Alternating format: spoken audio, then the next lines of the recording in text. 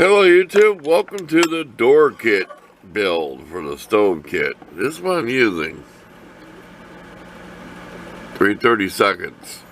It's on here. There you go. In case I forget to take a picture. I did post a video of all different metals, but this is plated now with that zinc stuff, and it stinks, but I weld outside. Here we go. Now these aren't sized yet. They're like 16th inch over. I want these exactly. These will be 2 inches. These are 3.5. So this is a 4-inch stove. Here's the stove frame in red. You can do the math.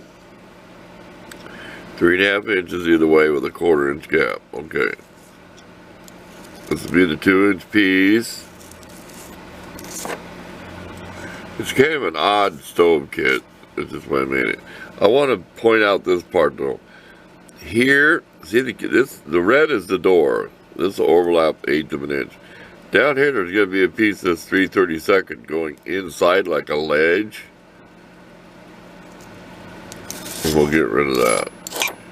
And we don't know if we're going to have 2 screws out here or not, small ones. These are going to be the biggest screws I got. So it's really gaudy.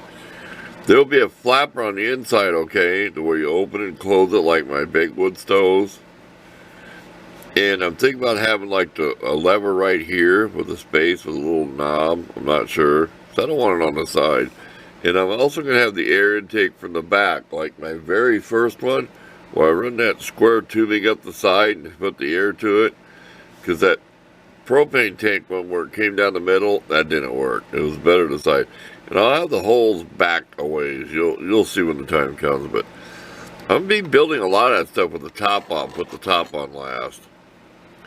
Well, the back will be the last. So it'll be the top, then the back. So I'll be able to get in there and weld together pretty easy. I got 4 inches over here in case I messed up. I automatically do that. I draw out at least 2 squares. There you go. Let's start working on a little bit. At least in this video we'll have the pieces shaped. It's warming up the weld outside. This will all be clamped down. This stuff is curved. See them lines? So this will be the side you see. And we might peck at this with a Dremel stuff. Make it look rough like it's cast iron. You know, like them stoves. So make it look like it's roughly cast. There we go. Let's get to work. Okay, a little tip on drilling the holes. This is 2 inches, okay? So this is on center. 1 inch in, 1 inch, you know what I mean? It's halfway. Okay, you don't want to just go 1/2 inch with the screw right here, okay? Because you'll be too close. So you got to find something comfortable for the spacing. I came in 3/8 of an inch from the end. Give me some space in between there. Now, this is not the same space as this right here. But it kind of looks like it cuts that gap. Remember, this is going to be cut off over here too, but we're off a little bit.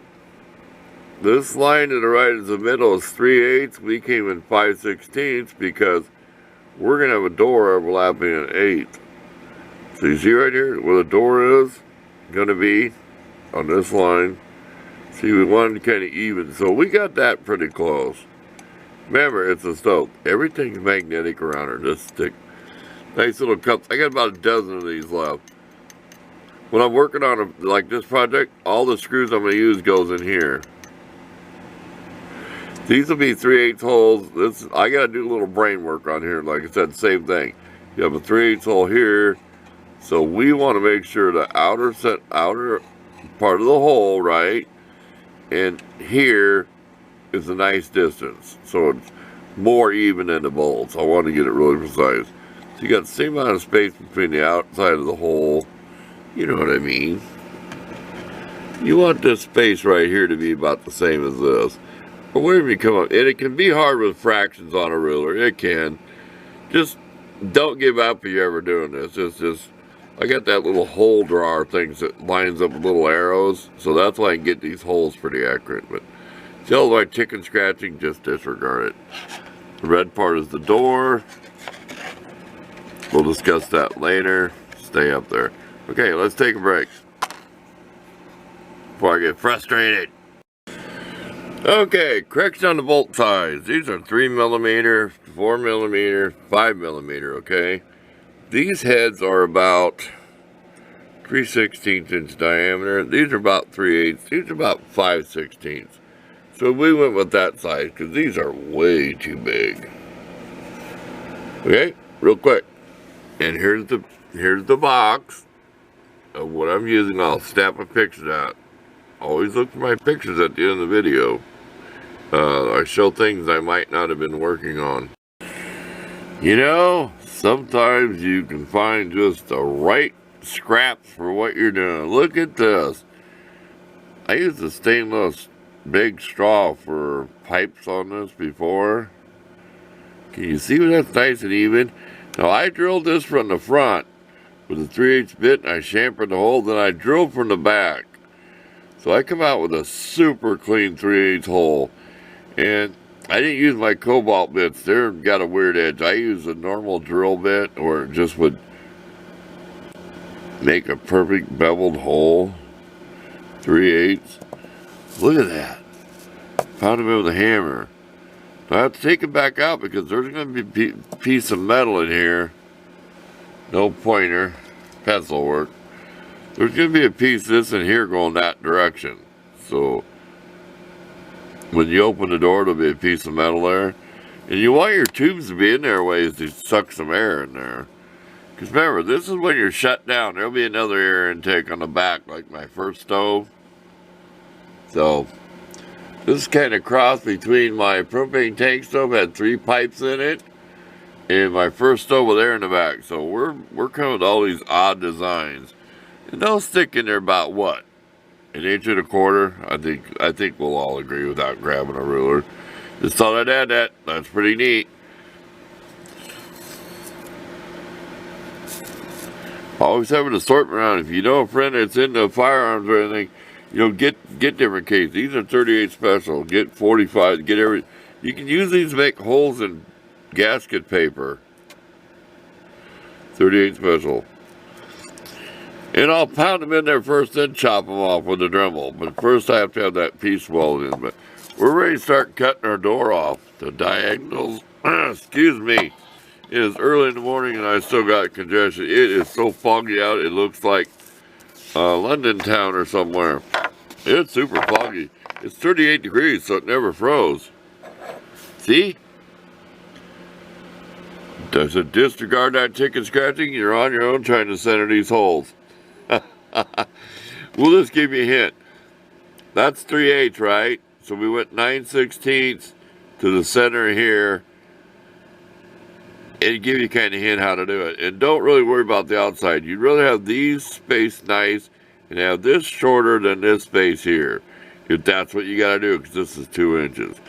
Now you could design this to be exactly, I did it on a stove once, to be exactly the same space from here to here. But we ain't worried about that. It looks good, doesn't it? Extra time. I'm glad I did, because look how nice that looks. You can just see the edge of the brass. Too much talking, but some of this stuff is worth me showing a little extra minutes in a video if somebody wants to make one of these. Okay, back to work.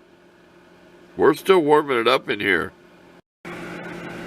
Well, we're done cutting our angles. It isn't perfect if you really want to get measuring it, but when you first look at it, it looks okay. Because remember, this angle's different. This is cutting the corner off. This is moving it up halfway. See that gap in there? You can see the light through there. Because those are barely spot welded behind there. I'll show you the spot weld in the back.